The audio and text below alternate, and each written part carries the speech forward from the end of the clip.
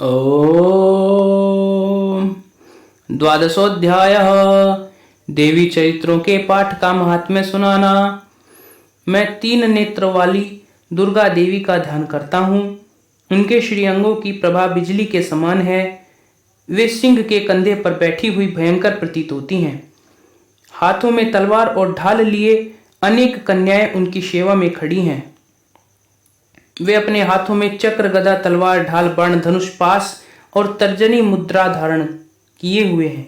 उनका स्वरूप अग्निमय है तथा वे माथे पर चंद्रमा का मुकुट धारण करती हैं। देवी बोली, देवताओं, जो एकाग्र चित्त होकर प्रतिदिन इन स्तुतियों से मेरा स्तवन करेगा, उसकी सारी बाधा मैं निश्चय ही दूर कर दूंगी। जो मधु कैटभ का नाश, महिषासुर का वध तथा शुंभ निशुंभ के संहार का प्रसंग पाठ कर देंगे तथा अष्टमी, चतुर्दशी और नवमी को भी जो एकाग्रचित हो भक्ति पूर्वक मेरे उत्तम महात्म्य का श्रवण करेंगे, उन्हें कोई पाप नहीं छू सकेगा। उन पर पाप जनित आपत्तियां भी नहीं आएंगी। उनके घर में कभी दरिद्रता नहीं होगी तथा उनको कभी प्रेमी जनों के विछोह का कष्ट भी नहीं भोगना पड़ेगा। इतना ही नहीं, उन्हें शत्रु से, लुटेरों से, राजा से, शस्त्र से, अग्नि से तथा जल की राशि से भी कभी भय नहीं होगा। इसलिए सबको एकाग्रचित होकर भक्ति पूर्वक मेरे इस महात्म्य को सदा पढ़ना और सुनना चाहिए। यह परम कल्याणक कारक है। मेरा महात्म्य महामारी जनित समस्त उपद्रवों तथा आध्यात्मिक आदि तीनों प्रकार के उत्पादों को शांत करने वाला है। मेरे जिस मंदिर में प्रतिदिन विधि पूर्वक मेरे इस महात्म्य का पाठ किया जाता है, उस स्थान को मैं भी कभी छोड़कर नहीं जाती। वहां सदा ही मेरा सन्निधान बना रहता है। बलिदान, पूजा, होम तथा महोत्सव के अवसरों पर मेरे इस चरित्र का पूरा पूरा पाठ और श्रवण करना चाहिए। ऐसा करने पर मनुष्य विधि को जानकर या बिना जाने भी मेरे लिए जो बलि, पूजा या होम आदि करेगा, उसे मैं बड़ी प्रसन्नता के साथ ग्रहण करूंगी। शरद काल में जो वार्षिक महापूजा की जाती है, उस अवसर पर जो मेरे इस महात्म्य को भक्ति पूर्वक सुनेगा, वह मनुष्य मेरे प्रसाद से सब बाधाओं से मुक्त तथा धन, धान्य एवं पुत्र से संपन्न होगा। इसमें तनिक भी संदेह नहीं है।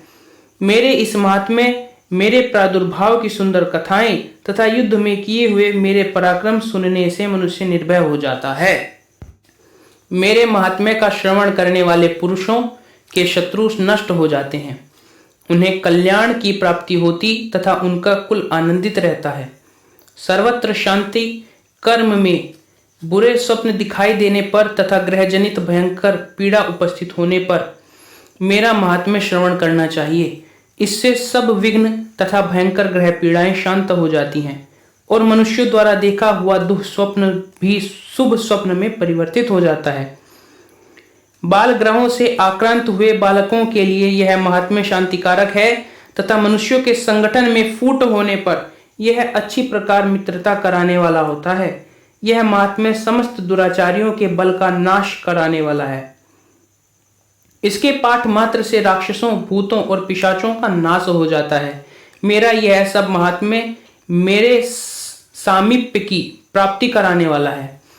पशु, पुष्प, अर्घ्य, धूप, दीप, गंध आदि उत्तम सामग्रियों द्वारा पूजन करने से, ब्राह्मणों को भोजन कराने से, होम करने से, प्रतिदिन अभिषेक करने से, नाना प्रकार के अन्य भोगों का अर्पण करने से तथा दान देने आदि से 1 वर्ष तक जो मेरी आराधना की जाती है और उससे मुझे जितनी प्रसन्नता होती है, उतनी प्रसन्नता मेरे इस उत्तम चरित्र का एक बार श्रवण करने मात्र से हो जाती है। यह महात्म्य श्रवण करने पर पापों को हर लेता है और आरोग्य प्रदान करता है। मेरे प्रादुर्भाव का कीर्तन समस्त भूतों से रक्षा करता है तथा मेरा युद्ध विषयक चरित्र दुष्ट दैत्यों का संहार करने वाला है। इसके श्रवण करने पर मनुष्यों को शत्रु का भय नहीं रहता।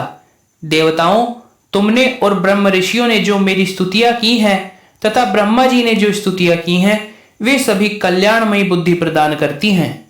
वन में, सूने मार्ग में अथवा दावानल से घिर जाने पर, निर्जन स्थान में, लुटेरों के दाव में पड़ जाने पर या शत्रुओं से पकड़े जाने पर अथवा जंगल में सिंह, व्याघ्र या जंगली हाथियों के पीछा करने पर, कुपित राजा के आदेश से वध या बंधन के लिए स्थान पर ले जाए जाने पर, अथवा महासागर में नाव पर बैठने के बाद भारी तूफान से नाव के डगमग होने पर और अत्यंत भयंकर युद्ध में शस्त्रों का प्रहार होने पर अथवा वेदना से पीड़ित होने पर किंबहुना सभी भयानक बाधाओं के उपस्थित होने पर जो मेरे इस चरित्र का स्मरण करता है वह मनुष्य संकट से मुक्त हो जाता है। मेरे प्रभाव से सिंह आदि हिंसक जंतु नष्ट हो जाते हैं तथा लुटेरे और शत्रु भी मेरे चरित्र का स्मरण करने वाले पुरुष से दूर भागते हैं। ऋषि कहते हैं, यों कहकर प्रचंड पराक्रम वाली भगवती चंडिका सब देवताओं के देखते देखते ही वहीं अंतर्ध्यान हो गई। फिर समस्त देवता भी शत्रुओं के मारे जाने से निर्भय हो पहले की ही भांति यज्ञ भाग का उपभोग करते हुए अपने अपने अधिकार का पालन करने लगे। संसार का विध्वंस करने वाले महाभयंकर अतुल पराक्रमी देव शत्रु शुंभ तथा महाबली निशुंभ के युद्ध में देवी द्वारा मारे जाने पर शेष दैत्य पाताल लोक में चले आए। राजन, इस प्रकार भगवती अंबिका देवी नित्य होती हुई भी पुनः पुनः प्रकट होकर जगत की रक्षा करती हैं। वे ही इस विश्व को मोहित करती हैं।